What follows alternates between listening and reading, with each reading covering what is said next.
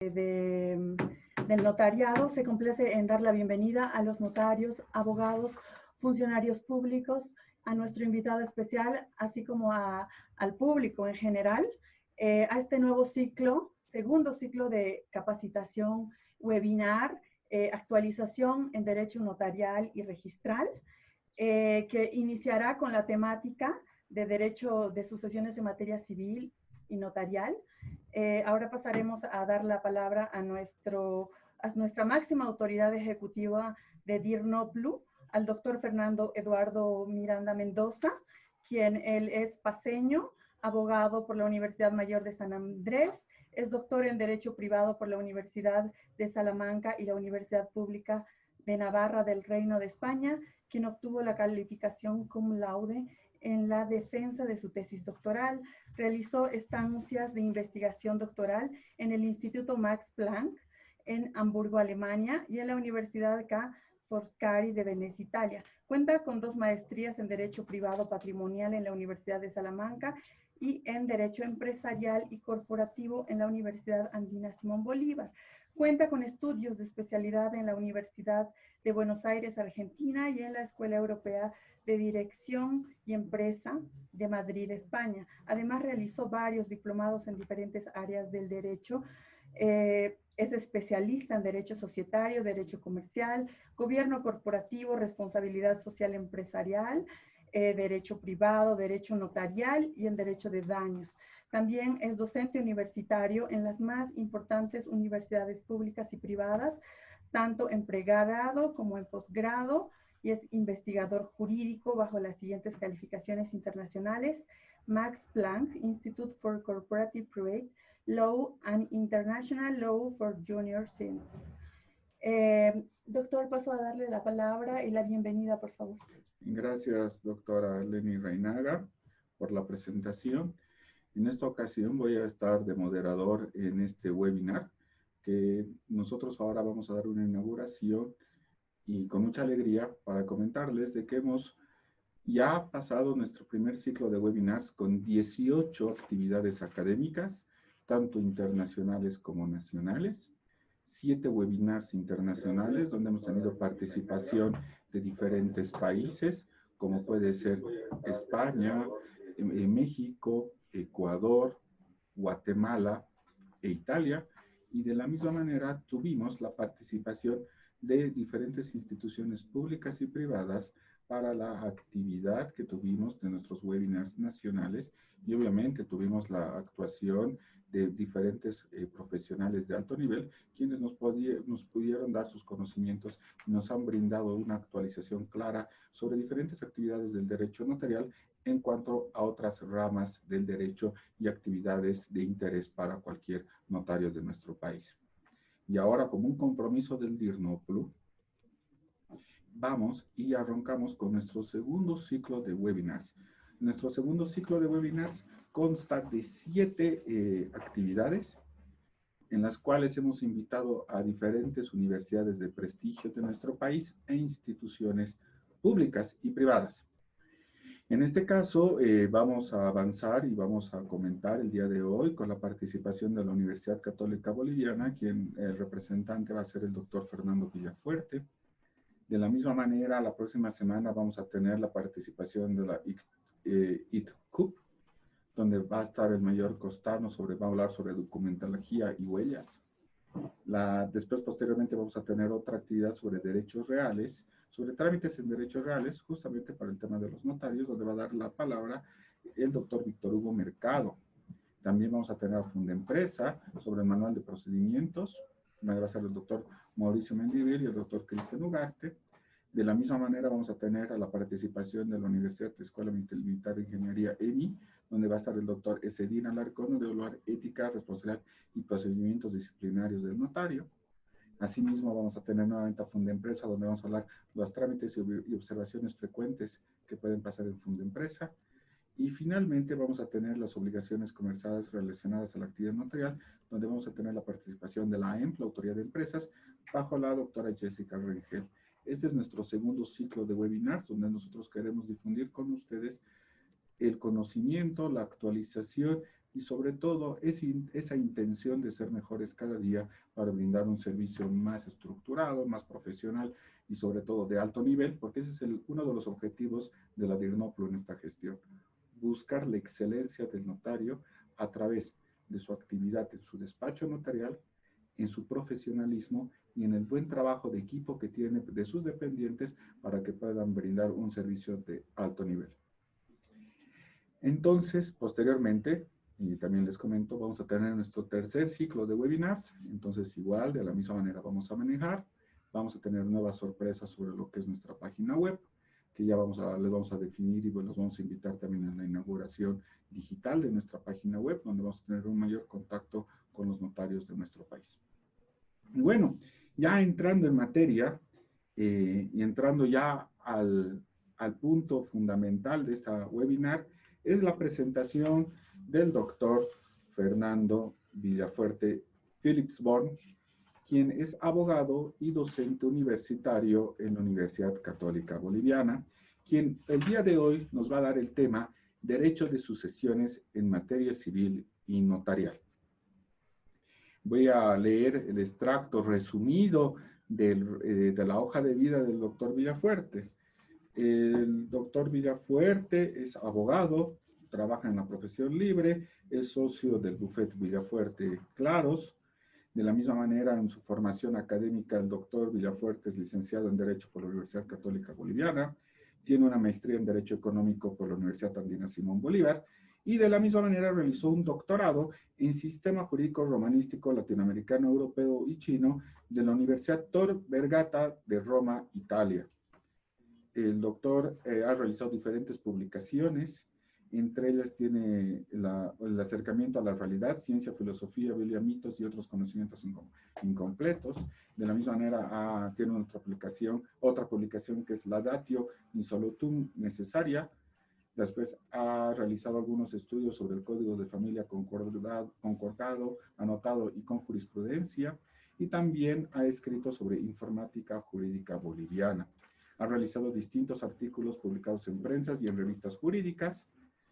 De la misma manera, es experto en temas de sucesiones, es experto en temas de derechos reales, experto en derecho de obligaciones, y bueno, él tiene una extensa gama de lo que es la formación académica y de la misma manera la cátedra tanto en pregrado y en posgrado. Doctor Villafuerte, agradecerle en primera instancia por su predisposición para poder participar con nosotros en este webinar y poder otorgar sus conocimientos. De la misma manera, por su intermedio, agradezco al doctor Emilio Barea por aceptar esta invitación y que la Católica se vuelva parte de acuerdo a nuestros convenios institucionales para poder realizar estas actividades académicas y de formación continua. Y bueno, voy a cederle la palabra, no sin antes que la doctora Reinaga pueda leer las reglas del webinar presente. Doctora, por favor. Muchas gracias, doctor. Les voy a leer a continuación las reglas del seminario. Se les pide cumplir, por favor, las siguientes para una mejor transmisión de esta capacitación. 1. Durante el inicio de la exposición, tienen la opción de realizar sus preguntas en la plataforma. En la parte superior derecha, solo se recibirán las preguntas formuladas hasta antes del término de la sesión. 2. No realizar preguntas o comentarios que no estén acordes al tema de exposición. 3. Esta conferencia será grabada y posteriormente compartida en el canal de YouTube de DIRNOPLO. Adelante, por favor. Gracias, doctora. Y unos datos estadísticos antes de que comencemos nuestro webinar. Les comento que en el primer ciclo de webinars, nosotros tenemos una plataforma webinar donde tuvimos la participación de un promedio de 600 notarios y de 60 servidores públicos del DIRNOPLO. Pero de la misma manera retransmitimos por Facebook Live y por YouTube con el objetivo y la finalidad de poder socializar y democratizar el conocimiento. Entonces, les comento y me sorprende y de eso estamos muy felices el día de hoy. Hemos tenido hasta el momento en Facebook 72.486 reproducciones de nuestras 18 sesiones de webinar. Y en Y en YouTube hemos tenido 11.600 reproducciones en YouTube de nuestras 18 sesiones. Es una alegría poder compartir el conocimiento y que cada vez más abogados, más estudiosos del derecho, estudiantes, docentes, puedan compartir esta actividad. Bueno, doctor Villafuerte, ya no le quito más tiempo, por favor le doy la palabra. Muchas gracias y ahora esta sesión es suya y estamos atentos a sus conocimientos.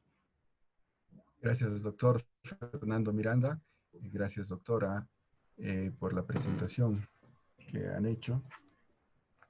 Y el día de hoy les voy a dar una muy corta explicación sobre varios temas que están relacionados con la actividad notarial y que personalmente he tenido la oportunidad yo de, en la profesión libre, de advertir que son temas no muy conocidos, no son, son temas que a veces llevan a cierta confusión.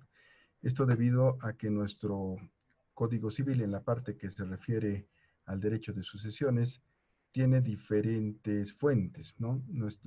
Esta parte del código se nutre no solo del código italiano, sino también del código francés, inclusive del código polaco. Tenemos algo de diferentes legislaciones, del código alemán, y en la parte del derecho romano hay algunos fragmentos que ha recuperado nuestro código sobre, por ejemplo, los contratos de sucesión futura que no aparecen en otras legislaciones contemporáneas, pero que son muy interesantes y vale la pena que los notarios, que son realmente profesionales muy destacados en Bolivia, reconocidos por su trayectoria, su experiencia, su gran preparación, por quienes yo siento una gran admiración, conozcan estos pormenores que a veces se presentan en la actividad notarial.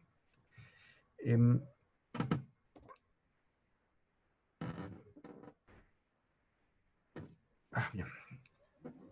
Vamos a intentar hacer una exposición respondiendo a algunas preguntas sencillas. Todos sabemos, o por lo menos tenemos una idea de quiénes son los herederos forzosos. Diremos que en el antiguo derecho romano se llamaba herederos forzosos a quienes no tenían el derecho de opción, es decir, que no tenían la facultad de rechazar la herencia. El derecho de opción, como sabemos todos, incluye además de la opción de rechazar la herencia, la facultad de aceptarla de forma pura y simple o aceptarla con beneficio de inventario, dentro de los 6 meses de apertura de la sucesión.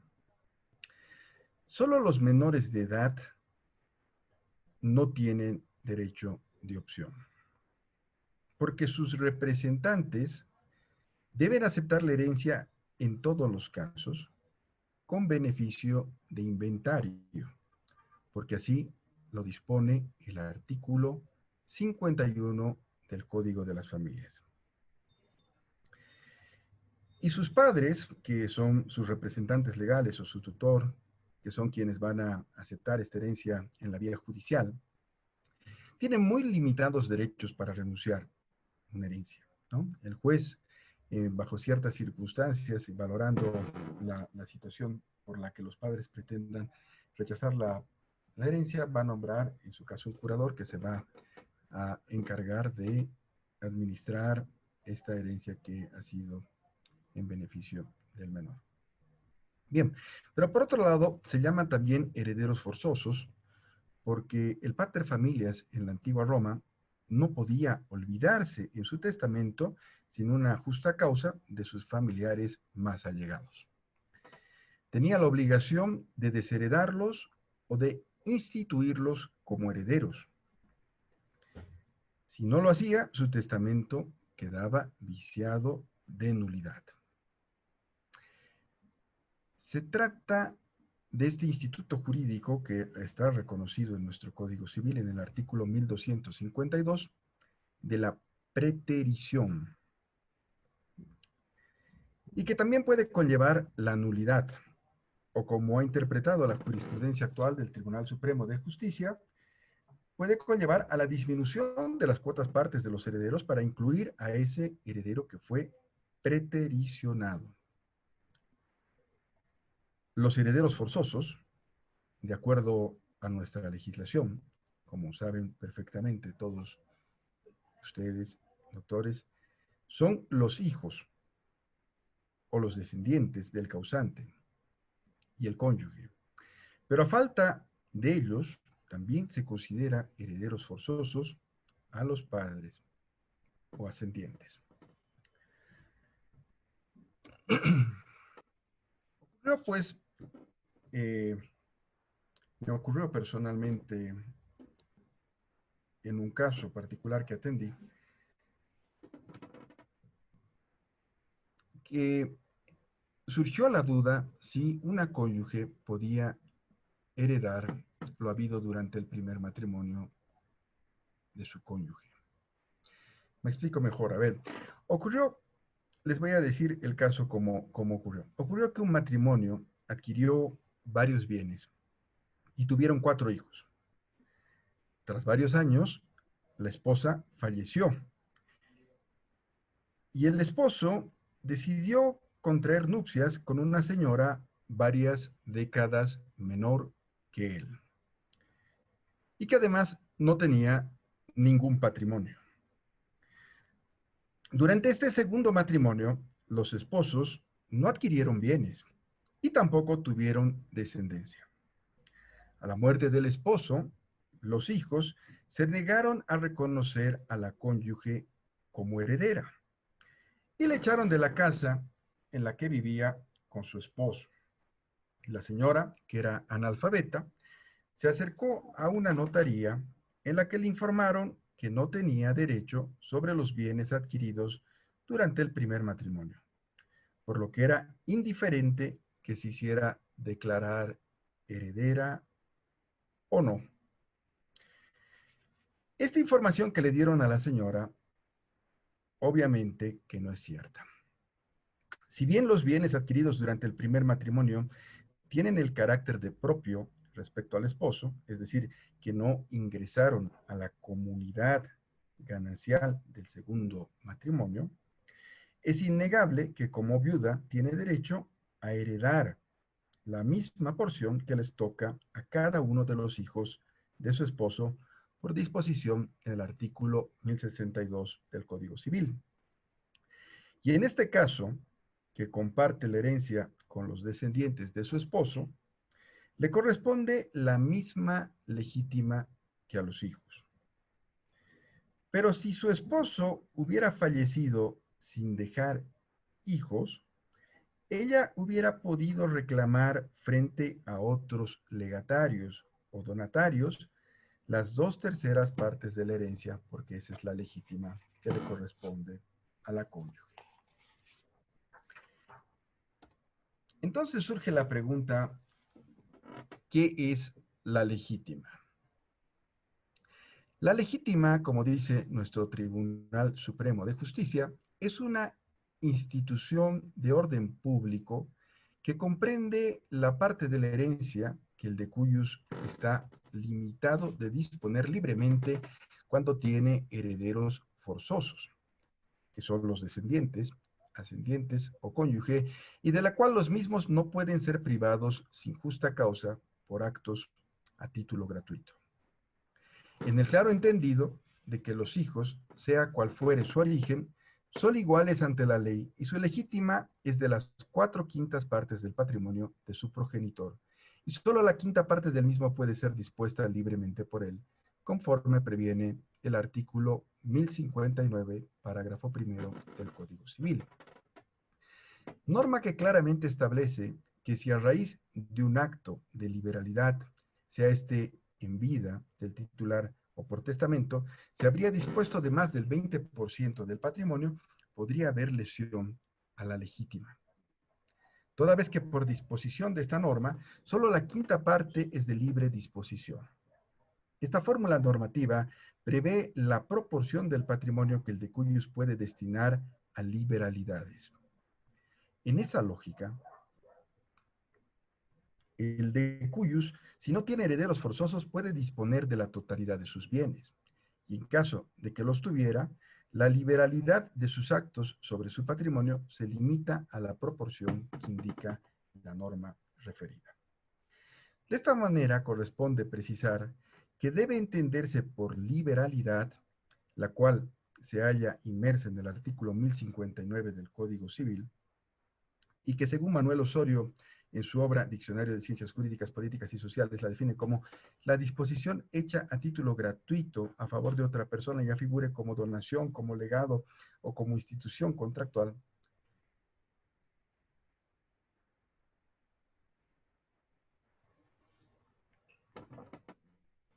Implica estos actos que nosotros conocemos como adelanto de legítima. Entendida así la liberalidad, si el causante en vida procede a disponer libremente de sus bienes, excediéndose más allá de la quinta parte que la ley autoriza, ese acto de disposición voluntario no es pasible de ser sancionado con la nulidad. Esta es la parte fundamental que quiero que quede clara, que si el decujus dispusiera de más de lo que libremente podría ser conforme señala la ley, ese acto no está sujeto a nulidad. Es el criterio que tiene el Tribunal Supremo de Justicia. Toda vez que la ley prevé como remedio legal la reducción de la disposición testamentaria o la reducción de las donaciones efectuadas, tal y como lo señalan los artículos 1068 y 1252, parágrafo segundo del Código Civil. Consiguientemente, debe de quedar claro que la afectación a la legítima por exceder el límite de liberalidad en las disposiciones no da lugar a la nulidad de esos actos. Por el contrario, una vez abierta la sucesión, lo que corresponde es su reducción hasta reponer la proporción fijada en la ley como legítima, siempre que se trate de liberalidades.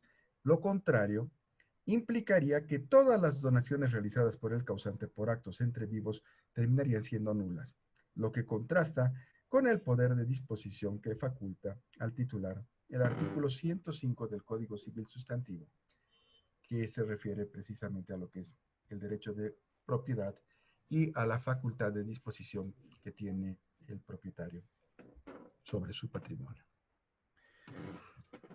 Bien, continuando con nuestro caso, les pregunto, ¿puede vender la herencia la viuda para evitarse problemas con los hijos de su esposo? Bien, ocurrió que la señora acudió a un abogado que le sugirió que se hiciera declarar heredera en la vía judicial, lo que finalmente hizo. Con su testimonio de declaratoria de heredero se aproximó al domicilio de la hija menor de su difunto esposo, quien al enterarse de la proeza la sacó a patadas de la casa y le dijo que nunca más volviera. 17 años después, habló con el hijo mayor de su esposo, quien comprendió claramente que no podía negar la condición de heredera de la viuda y le propuso comprarle la herencia para evitarle problemas con los otros 3 herederos. La señora aceptó venderle la herencia por la suma de $20,000.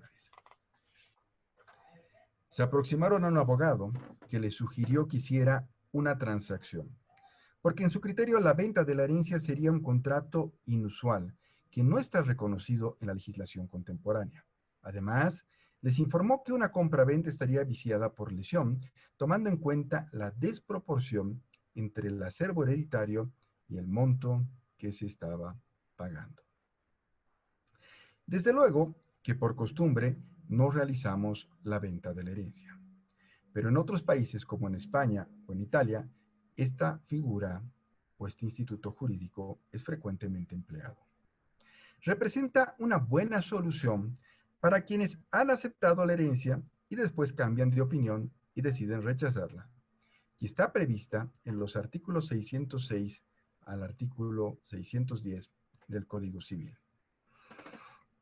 Por su naturaleza, pues se puede celebrar sin indicar las cosas que componen la herencia, constituye un contrato aleatorio respecto de cualquier variación del activo y pasivo hereditarios, como también lo es respecto de toda variación de porcentaje o cuota hereditaria del vendedor originada en hechos ya conocidos o por producirse en el futuro. Por lo que si surgieran bienes, derechos, deudas o inexistieran estos, que han sido declarados como parte de la herencia en el contrato, este no puede rescindirse por lesión, ni puede reajustarse por excesiva onerosidad del precio, tal como se puede declarar conforme disponen los artículos 562, parágrafo 2, 583 del Código Civil. Este tipo de contrato debe ser celebrado por escrito, pero resulta indiferente si se lo hace por documento privado o por documento público. Cabe recordar que no es nula la venta de una sucesión que está abierta, conforme señala el artículo 1004 del Código Civil. Otra duda que a veces nos aparece a todos los abogados, a veces a algunos notarios, es si puede la sucesión ser legal y testamentaria al mismo tiempo. Es decir, si una sucesión se puede abrir ab intestato y con testamento al mismo tiempo. En materia de sucesiones, atendiendo a la fuente de llamamiento, la sucesión se clasifica en legal o testamentaria. Si se origina en la ley, se llama legal o intestada. Si el llamamiento deviene de la voluntad del de cuyos expresada en testamento, se llama sucesión testamentaria. Empero puede también ser legal y testamentaria a la vez, cuando el de cuyos dispuso solamente en una parte mediante testamento y la parte restante se sujeta a lo dispuesto por la ley. Si no me equivoco, el artículo 1000, esto se desprende del artículo 1162 o 1062, pero además el Tribunal Supremo de Justicia ha establecido en sus líneas jurisprudenciales que la sucesión puede perfectamente ser abierta en parte por testamento y en parte de forma legal. En principio diremos que se llama heredero a quien recibe por el llamado de la ley y legatario a quien recibe por la voluntad del de cuyos expresada en el testamento.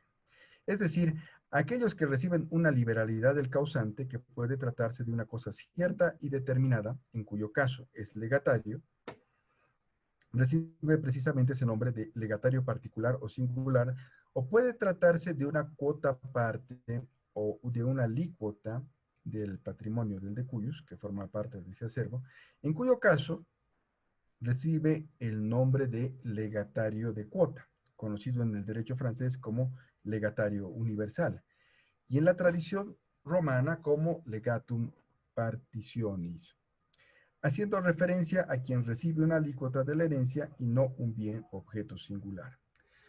Obviamente, si en el testamento instituimos, el de cuyos instituye a una persona como su heredero, le está instituyendo a título universal. Y si en cambio en el testamento decide dejarle un bien en particular, pues lo que está haciendo es instituirlo como legatario. Es importante recordar a todos los colegas que solamente la ley o el testador pueden instituir herederos. Ningún juez, ningún notario puede instituir a una persona como heredero, ¿sí? El juez al momento de hacer la declaratoria, el reconocimiento que corresponde a lo que hoy conocemos como la aceptación de la herencia, no los está instituyendo como herederos a estos que se han aproximado en la vía voluntaria o a aquellos que se aproximan al notario para realizar la aceptación de la herencia a través de una escritura pública, pues no están siendo instituidos herederos. Ellos simplemente están aceptando la herencia y están siendo instituidos como herederos por la ley, ¿no? La ley es la que los ha instituido como herederos. Apareció en otra oportunidad una duda en cuanto a los contratos de sucesión futura que podrían celebrar entre sí dos cónyuges. Para entender este caso, he puesto un ejemplo en el que una pareja de esposos, ambos casados por segunda vez, con hijos de sus primeros matrimonios, pero no de su segunda nupcia, deciden celebrar un contrato de venta de la cuota parte que le corresponde sobre la casa que adquirieron y en el que viven desde que se casaron, para que después de ocurrida la muerte de uno de los dos, el que aún viva se quede con la totalidad de la casa, sin que los herederos les puedan reclamar la casa o la sometan a la división y partición de la herencia, ¿no? ¿Están entendiendo? Una pareja de cónyuges decide celebrar un contrato de compra-venta y deciden que este contrato de compra-venta va a beneficiar a uno de los dos va a aparecer como comprador y este que aparece como comprador pues va a resultar siendo beneficiado, impidiendo que otros herederos forzosos puedan reclamar sobre la casa en particular, aunque bien podrían ser otros bienes que forman parte del patrimonio y que están claramente establecidos en el artículo 1006 del Código Civil. Bien, esta pareja de esposos con este proyecto de negocio jurídico que inocentemente elaboraron, se aproximan al hermano de la esposa, que es un abogado reconocido en el foro paceño, y quien les dice que lo que pretenden realizar es una locura. Porque durante todos los años que ejerció la noble profesión de la abogacía, nunca había visto algo parecido. En su criterio, les señaló que ni la libertad contractual ni la autonomía de la voluntad les iban a permitir cometer tremendo atropello contra la razón. Les advirtió que la venta entre esposos es nula, que la venta es un contrato con efectos reales, por lo que el solo consentimiento hace que surta la transferencia del derecho. De manera que no tienen la libertad de diferir la transmisión para que ocurriera después de la muerte y de forma aleatoria a su antojadizo gusto a favor del cónyuge que sobreviviera al otro. En este sentido, les aconsejó que cada uno dictara testamento en favor del otro, señalando la obligación de pagarles a los herederos forzosos la cuota parte que les correspondiera sobre el 50% de la casa. Si se tiene en cuenta que el artículo 591 del Código Civil prohíbe la venta entre cónyuges y que el artículo 1004 señala que es nula la venta que realiza una persona de su propia sucesión, el criterio del colega abogado suena lógico y razonablemente correcto. Pero, desde luego, no es la solución óptima, porque el artículo 1005 del Código Civil autoriza a una persona a comprometer una parte o una porción de su herencia a través de un contrato, sin transferirla, ojo, sin transferirla.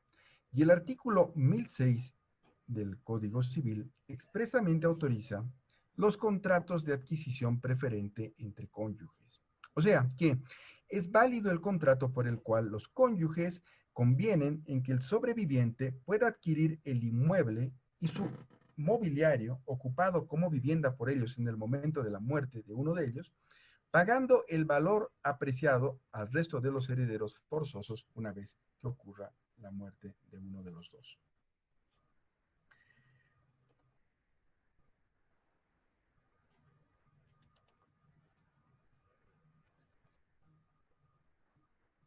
Bien,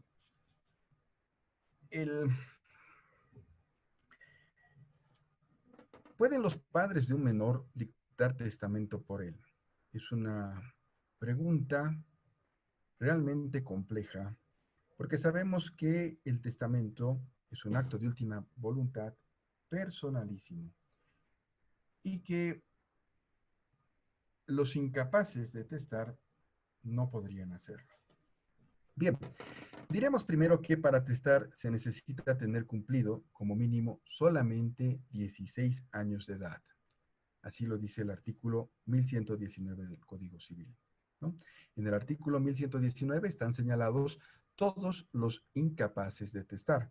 Y se entiende que son incapaces de testar los menores de 16 años, los que han sido declarados interdictos y aquellos que se encuentran incapacitados de querer o entender en el momento en el que se dicta el testamento. Además están los sordomudos o los mudos que no sepan leer y escribir.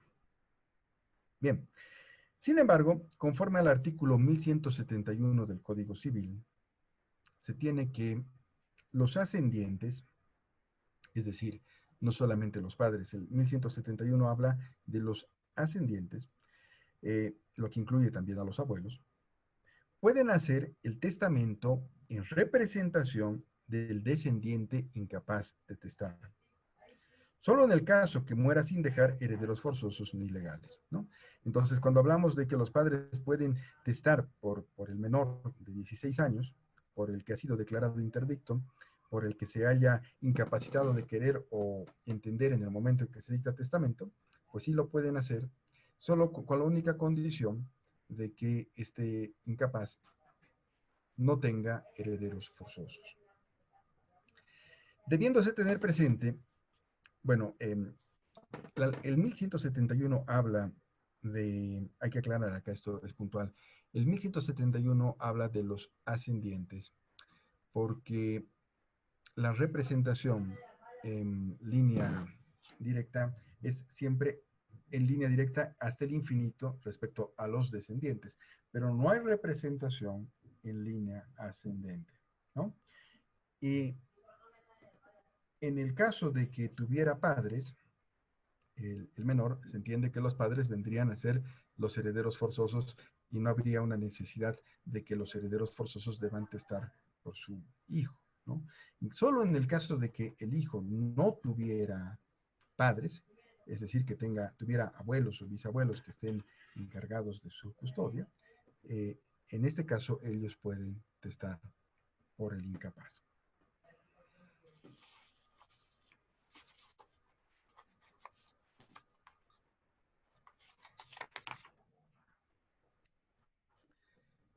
Tema interesante, que lastimosamente la pregunta de alguna manera no aparece, es si puede un bisnieto heredar por representación a su abuelo.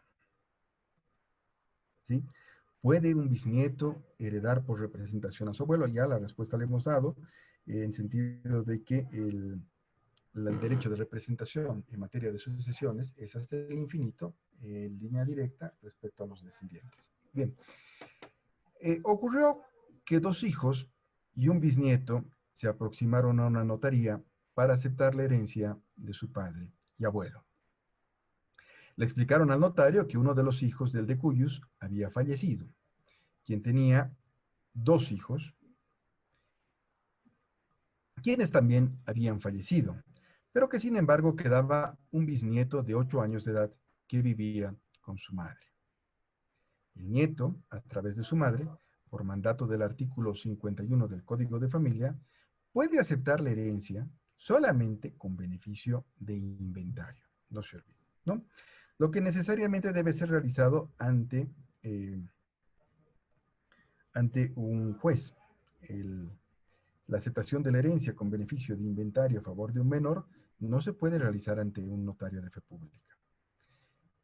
Indudablemente que, habiendo premuerto los llamados a la sucesión, el bisnieto puede aceptar la herencia por ellos en aplicación del artículo 1017.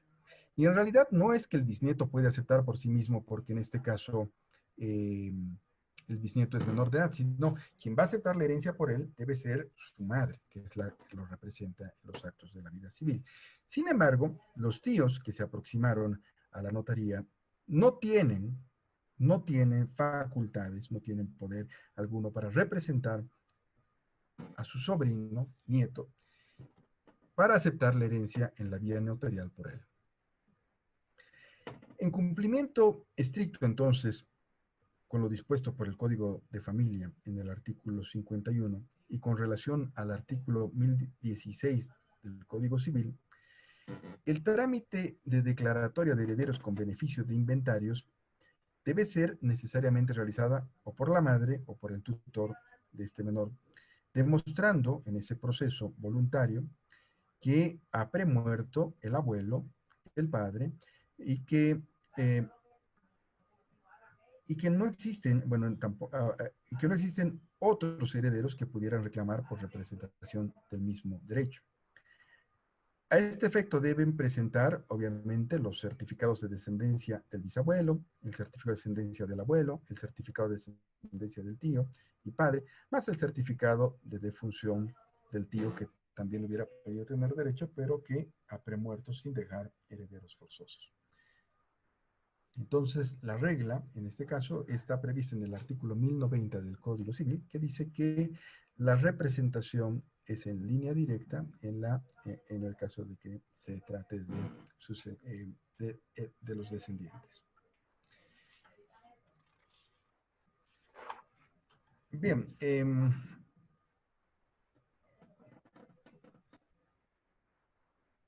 surge una duda, una inquietud en la que muchos colegas abogados incurren en error creyendo que la nulidad es un instituto imprescriptible, ¿no? Y lo es en realidad, pero en materia de sucesiones, la acción prescribe en el plazo de 5 años. La acción de nulidad de testamento prescribe en el plazo de 5 años, pero que se cuentan desde el día en que se conoció el testamento. Así lo dice el artículo 1207. Muchas veces vemos acciones de nulidad que se presentan 15, 20, 30 años después de que se ha dictado el testamento, después de que se ha abierto la sucesión, y pues es importante saber que esta acción no es imprescriptible, sino que está sujeta a un plazo de prescripción. Lo curioso de este aspecto es que el espíritu de la ley del notariado es mantener a los testamentos en secreto, ¿sí? Mantenerlos en reserva, al extremo que el artículo 61 de la ley del notariado prohíbe a la notaria o al notario informar o manifestar el contenido o existencia del testamento mientras esté con vida el testador. Sin embargo, no hay ninguna norma que le impida al testador hacer conocer su testamento en vida a sus herederos y a todas las personas que puedan tener un interés legítimo en la nulidad de ese testamento. ¿Sí? Si el testador en vida deja constancia a través de un acta notarial de que los herederos han tenido conocimiento del testamento, pues lógicamente que cuando él fallezca, este testamento no va a poder ser invalidado por nulidad, debido a que probablemente ya habrá prescrito el plazo para accionar la nulidad. Bien, con eso hemos concluido la exposición. Les agradezco por la amabilidad que han tenido de escucharme durante aproximadamente 55 minutos y espero que lo que hemos tratado en este webinar les sirva de alguna forma, les resulte de utilidad, o por lo menos les haya creado la expectativa de investigar, de analizar los puntos que hemos visto. No están escritos en piedra, de repente son tesis que se pueden rebatir, posiciones que se pueden discutir, pero que siempre son interesantes para analizar desde el punto de vista jurídico, porque el derecho no es como las matemáticas, donde 1 más 1 es 2.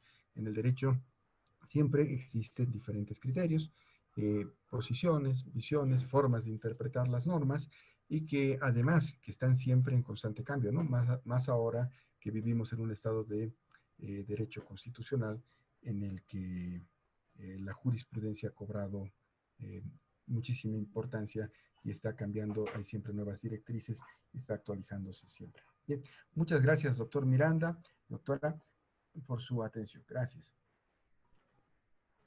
Muchas gracias, doctor Fernando Villafuerte, por la participación y obviamente por esta magistral clase muy práctica sobre estudios de diferentes casos y obviamente un análisis reflexivo de las normas jurídicas y alguna situación jurisprudencial para poder entender estos temas de alta necesidad. En el marco de su presentación tenemos algunas preguntas que deseamos compartir con usted para que pueda tener las respuestas. Una de las primeras preguntas es, ¿la aceptación de herencia de menores de edad debe aceptarla el notario o deben inhibirse y remitirla a competencia de los jueces de familia? Gracias, doctor. Sí, es natural esta duda porque en el reglamento de la ley del notariado aparece mencionada en los últimos artículos la facultad que podría tener el notario de realizar una aceptación de la herencia con beneficio de inventario. Y más aún si se tiene en cuenta que entre las facultades que tiene el notario se encuentra precisamente la facultad de realizar inventarios, ¿no? Sin embargo, no obstante de esta norma que no es muy difusa, no está muy clara, se tiene que tener presente que de acuerdo al Código de las Familias y al propio Código Civil, la aceptación con beneficio de inventario es siempre judicial, no puede realizarle el notario. Esta norma que no recuerden, creo que es el 2023, pero de memoria no la recuerdo, dice claramente que la aceptación con beneficio de inventario se debe hacer ante el juez, no ante el notario, y no ha sido derogada ni modificada esta norma, entonces no habría, los notarios deberían inhibirse de conocer la tramitación de la aceptación de la herencia de menores de edad, porque en rigor de verdad, cumpliendo con lo que dice el Código de la Familia, cuando hay un menor de edad, se tiene que aceptar siempre con beneficio de inventario. Desde luego, vemos en la práctica que esta norma que está prevista en el 51 del Código de las Familias es inadvertida y que por la costumbre que tenemos siempre se acepta la herencia de forma pura y simple. Además que tenemos un problema aquí, un vacío legal, que el plazo que tenemos para aceptar la herencia con beneficio de inventario es de apenas 6 meses. Y a veces empezamos a tramitar a los 7 meses, 1 año, 2 años, y ahí se abre la dificultad. Respecto al menor de edad, no sabemos qué vamos a hacer con el menor de edad. ¿Se va a quedar sin herencia o vamos a poder aceptar la herencia de forma pura y simple? Y ahí es donde ya la costumbre nos ha llevado a realizar las herencias de forma pura y simple a favor de los herederos. Y no observando la regla que está en el artículo 51 y que también rige en México, ¿no? En México, en Colombia, si no me equivoco, en varios países, la aceptación de la herencia se presume siempre realizada con beneficio de inventario, a no ser que se haya expresado lo contrario.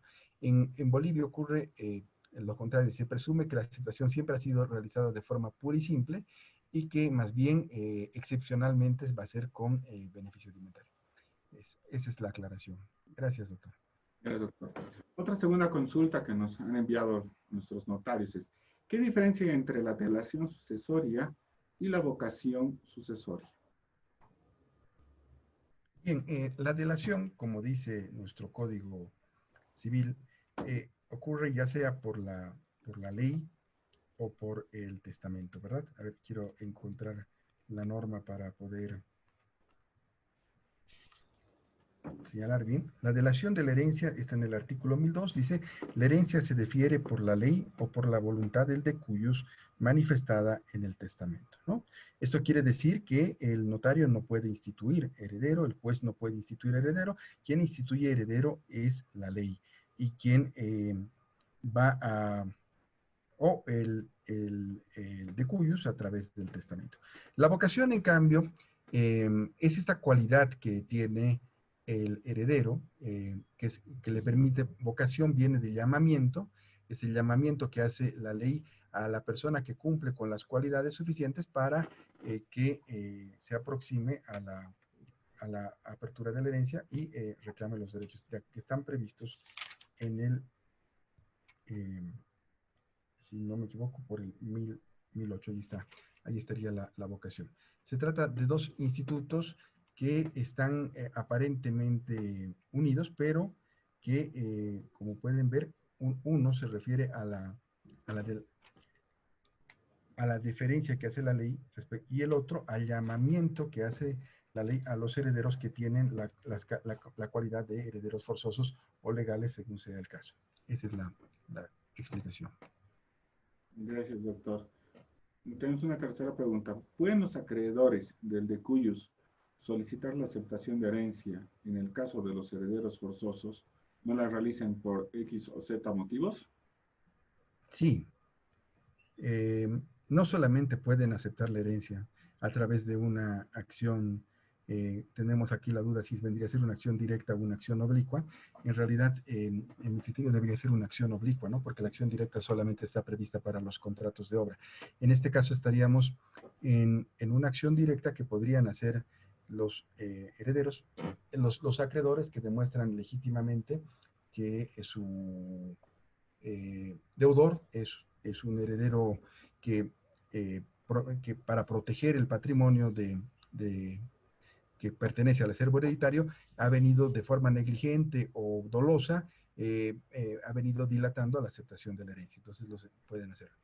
Pero es más, si el heredero ha rechazado la herencia para evitar que si el heredero ha rechazado la herencia para evitar que los acreedores puedan embargar los bienes que pertenecen, para evitar que sus acreedores puedan embargar el patrimonio que pertenece al acervo hereditario, es decir, que ha habido un fraude, que el heredero que ha rechazado la herencia ha actuado de forma fraudulenta, pues los acreedores pueden demandar la nulidad de ese rechazo, ¿no? Pueden demandar la nulidad de ese rechazo y con el objeto de poder cobrar sus deudas a través de la ejecución forzosa sobre el patrimonio que corresponde al acervo hereditario que le corresponde al heredero. Gracias, doctor. Muchas las gracias. ¿Se puede transmitir el derecho de aceptar o renunciar a la herencia? Es una pregunta muy interesante. La respuesta está en el 1071 que estábamos explicando. Si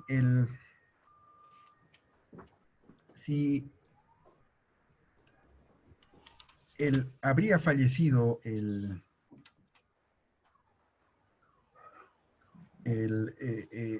quien iba a ser beneficiado con la herencia, el heredero, habría premuerto sin haber aceptado la herencia del de cuyos, sus descendientes o sus herederos tienen la facultad de aceptar la herencia por él. ¿Sí? Esa es la regla que tenemos en el código. Entonces, en ese sentido, sí es lógico que lo pueden hacer. Ya, doctor Villafuerte, estamos en las últimas preguntas. ¿Cuál es la forma y el plazo para la aceptación de la herencia con beneficio de inventario? Bien, como hemos dicho, el plazo empieza a correr a partir del momento de la apertura de la sucesión, es decir, a partir de que se ha declarado la muerte de cuyos, ¿no? Y es un plazo de 6 meses, improrrogable, en el cual los herederos pueden beneficiarse, precisamente se trata de un beneficio, en sentido de que los acreedores del de cuyos que ha fallecido no van a poder beneficiarse, perjudicar al patrimonio del heredero, ¿no? Entonces es una protección que otorga la ley para impedir que se fusionen el patrimonio del de cuyos con el patrimonio del heredero. Ambos se mantienen divididos a través de este beneficio. Finalmente, la última pregunta, doctor Fernando Villafuerte. ¿El heredero con beneficio de inventario puede vender los bienes de la herencia? No. El heredero con beneficio de inventario está expresamente prohibido por la ley, no puede disponer de los bienes de la herencia. Lo que sí puede hacer, es una figura muy interesante, es el abandono de la herencia, ¿no? Este abandono de la herencia en realidad se trata de lo que podríamos llamar una cessio bonorum, que es la cesión de bienes, porque va a ceder esos bienes que pertenecen al acervo hereditario los va a ceder a los acreedores del decuyos. Y esto es debido a que de repente no quiere continuar con la administración, los problemas judiciales que pueda conllevar esto. Él, a través de un acto voluntario que va a hacer conocer por el juez, simplemente abandona la herencia y los que se van a encargar de cobrar el dinero sobre esos bienes son los acreedores, y el juez puede nombrar incluso, si depende del caso, de acuerdo a las medidas cautelares, un interventor para que intervenga en esa situación. Muchas gracias, querido doctor Fernando Villafuerte. Ha sido muy clara las respuestas y sobre todo creo que dentro del marco de las preguntas hemos podido responder algunas de las muchas que nos han enviado los notarios. Evidentemente tenemos a veces el ingreso de muchas preguntas y comentarios de acuerdo a lo que va la transmisión y lo que vamos comentando. De todas maneras, nosotros buscamos algunas preguntas más claras o en sí agrupamos algunas preguntas y las podemos las interpretamos y las presentamos en una. Entonces les pido la paciencia y el respeto a todos los notarios que participan y justamente por el tiempo estamos intentando delimitar de manera clara estas 6 preguntas. Comentarles finalmente de que tuvimos hoy la participación de 536 notarios en nuestra web, 55 funcionarios de la DIRNOPLO, en YouTube tuvimos 73 reproducciones, y en Facebook Live tuvimos 67 reproducciones completas y reproducciones intermitentes 1443. De la misma manera, este primer webinar del segundo ciclo va a quedar grabado en nuestro canal de YouTube para que cualquier persona que desee poder compartir, volver a ver, estudiar, analizar, o el simple hecho de poder reflexionar sobre qué es el derecho de sucesiones en el ámbito notarial, lo puede realizar simplemente suscribiéndose a nuestra cuenta de YouTube y puede verla desde el día de mañana. Doctor Fernando Villafuerte, ha sido un placer volvernos a encontrar ahora virtualmente y poder compartir esta actividad académica. Y de la misma manera, agradecerle nuevamente por su intermedio al doctor Emilio Barea, director de carrera de Derecho de la Universidad Católica Boliviana de La Paz, por su prestancia y por su predisposición de cooperarnos en estas actividades académicas. Asimismo, le comento, doctor Villafuerte, que esta no será la última vez que nos vemos, sino más bien yo creo que es una de las primeras y continuas veces que nos vamos a reunir, justamente con el fin de otorgar mayor academia y reflexión jurídica a todos nuestros notarios y notarias de fe pública de nuestro país. Muchas gracias, doctor Villafuerte. Gracias, doctor Fernando Miranda. Voy a hacer llegar el saludo y el agradecimiento al doctor Emilio Barea de parte suya y del DIRNOPLU, y también manifestar que me siento muy complacido y muy grato y honrado por haber participado en tan notable webinar, que espero haya tenido alguna utilidad y surta efectos positivos en los colegas que en el futuro revisen o vean este video. Muchísimas gracias, doctor y doctora, les agradezco mucho nuevamente. Gracias, doctor Fernando Villafuerte.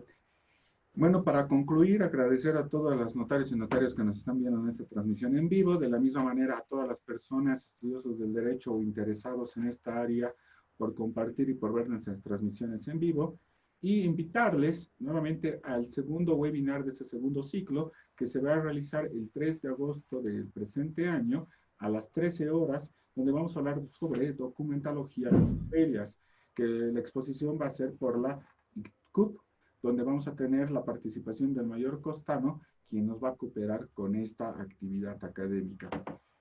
Que tengan muy buenas tardes y continuamos con nuestras actividades académicas en la búsqueda de la excelencia notarial. Muy buenas tardes y nos vemos la próxima semana.